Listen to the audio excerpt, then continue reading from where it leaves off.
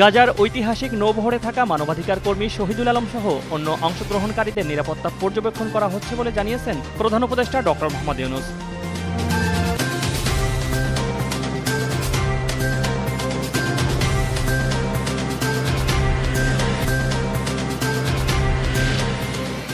জুলাই সনদের বাস্তবায়ন নিয়ে রাজনৈতিক দলগুলোর সঙ্গে আজ ফের আলোচনায় জাতীয় ঐক্যমত্য কমিশন।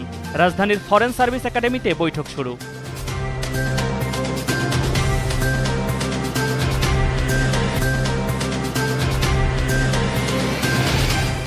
খাগড়াছড়ি পৌর এলাকা সদর ও গুইমারা উপজেলায় সকাল ৬টা থেকে ১৪৪ ধারা প্রত্যাহার করেছে জেলা প্রশাসন। এক পরিপত্রে এ আদেশ দেন জেলা প্রশাসক।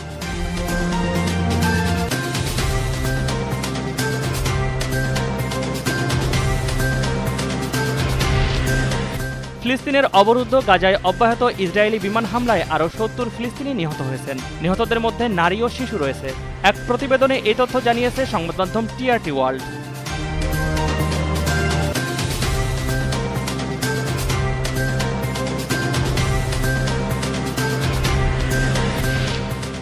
দুই ম্যাচ ব্যর্থতার পর আবারও জয়ের দেখা পেয়েছে ইন্টার মায়ামি।